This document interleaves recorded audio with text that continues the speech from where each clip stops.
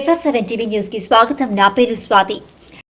భారత రాజ్యాంగ నిర్మాత, భారతరత్న, మానవ హక్కుల పోరాట యోధుడు డాక్టర్ బిఆర్ అంబేద్కర్ విగ్రహ ఆవిష్కరణ సభను విజయవంతం చేయగలరు. మంగపేట మండలం కేంద్రం చౌరస్తాలో తేదీ 26/11/2024 భారత రాజ్యాంగ దినోత్సవం రోజున డాక్టర్ బిఆర్ అంబేద్కర్ విగ్రహ ఆవిష్కరణ సభను విజయవంతం చేయాలని ఆదివాసీ సంఘాలు, దళిత సంఘాలు, బీసీ సంఘాలు, మైనార్టీ సంఘాలు మేధావుల ఐక్యతతో కలిసి భారత రాజ్యాంగం దినోత్సవం రోజున జరుగుతుంది. అన్ని వర్గాల వారు అధిక సంఖ్యలో పాల్గొనాలని పిలుపునిచ్చారు.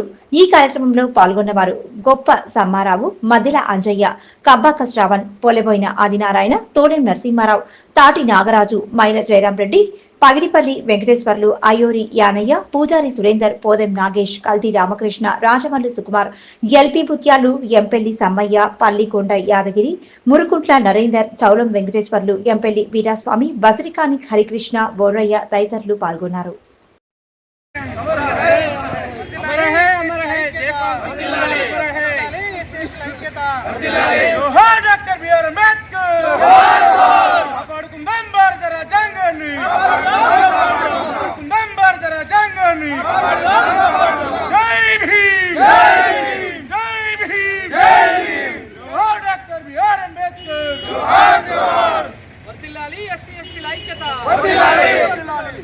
సందర్భం చెప్తారా? సందర్భంగా చెప్. ఈరోజు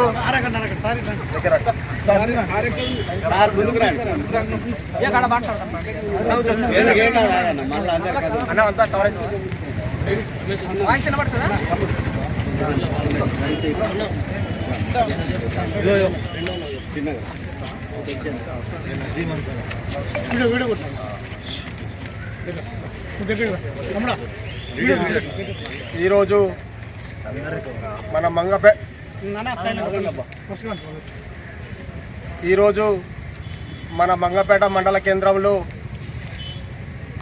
మంగపేట చౌరస్తాలో రేపు అనగా 26/11/2024 రోజున రాజ్యాంగ దినోత్సవం రోజున డాక్టర్ బిఆర్ అంబేద్కర్ గారి మహనీయుని విగ్రహావిష్కరణకు మంగపేట మండలంలోని దళిత, ఆదివాసీ సంఘాలు, అలాగే బీసీ, మైనారిటీ అన్ని సంఘాల ఐక్యతతో రేపు జరగబోయే డాక్టర్ బిఆర్ అంబేద్కర్ గారి విగ్రహ ఆవిష్కరణ కార్యక్రమాన్ని మన పంచాయతీరాజ్ మంత్రివర్యులు డాక్టర్ సీతక్క గారి చేతుల మీదుగా అందరి ఆమోదయోగ్యంతో మన మంగపేట మండల కేంద్రంలో ఒక పండుగ వాతావరణంగా నెలకొల్పుతూ విగ్రహ ఆవిష్కరణ కార్యక్రమాన్ని విజయోత్సవం చేయాలని కోరుతూ ప్రతి ఒక్కరికి ధన్యవాదాలు తెలుపుకుంటూ ఈనాటి ఈ కార్యక్రమాన్ని, ఈ పత్రికా ఆవిష్కరణ కార్యక్రమానికి నా సహచర మిత్రులు, ఆదివాసీ సంఘాలు, మా అంబేద్కర్ సంఘానికి ఇచ్చిన తోడ్పాటుకు వారికి అభినందనలు తెలియజేసుకుంటూ, ఇలాగే మనందరం ఎప్పటికీ ఎస్సీ ఎస్టీలు ఎప్పుడు అన్నదమ్ముల్లాగా ఎక్కడైనా కూడా కలిసి ఉండాలని నిరూపించుకుంటూ రేపు జరగబోయే అంబేద్కర్ గారి విగ్రహావిష్కరణకు అందరూ కూడా దళితులు, మేధావులు, కార్మికులు, కర్షకులు, ఎస్సీ ఎస్టీలు, బీసీలు, ఉద్యోగులు అందరూ కూడా తరలి వచ్చి ఆవిష్కరణ కార్యక్రమాన్ని విజయవంతం చేయాలని మీ అందరికీ కోరుకుంటూ ధన్యవాదాలు తెలుపుకుంటున్నాను. అదేవిధంగా ఈ సందర్భాన్ని పురస్కరించుకొని సార్ గొప్ప సమ్మారావు గారిని 26న జరగబోయే కార్యక్రమాన్ని ఉద్దేశించి సార్ గొప్ప సమ్మారావు గారిని మాట్లాడాల్సిందిగా కోరుతా ఉన్నాం. మిత్రులారా, అందరికీ ఉద్యమాభివందనాలు తెలియజేస్తూ ఉన్నాను. ఈరోజు ఆదివాసీ, ఎస్సీ ఎస్టీ సంఘాలన్నీ కూడా తీసుకున్నటువంటి నిర్ణయం 26వ తారీఖు నాడు అంబేద్కర్ గారి విగ్రహ ఆవిష్కరణ కార్యక్రమాన్ని ఏర్పాటు చేశారు. దానికి మేము ఆదివాసులుగా వ్యతిరేకం కాదు. ఆయన గారి యొక్క కృషి వల్ల ఈ భారత రాజ్యాంగంలో 5th షెడ్యూల్ ఏర్పాటు చేయడం జరిగింది. ఆ 5th షెడ్యూల్ నిబంధనలను పాటిస్తూనే భారత రాజ్యాంగం రాసినటువంటి అంబేద్కర్ గారికి మేము పూర్తి సహకారాన్ని అందిస్తామనేటువంటి విషయాన్ని గతంలో కూడా తెలియజేశాం, ఇప్పుడు కూడా తెలియజేస్తూ ఉన్నాం. దానికోసమే ఈ భారత రాజ్యాంగం రచించినటువంటి మరొక వ్యక్తి అయినటువంటి జైపాల్ సింగ్ ముండా గారు 5-6 షెడ్యూల్ని రూపొందించారు.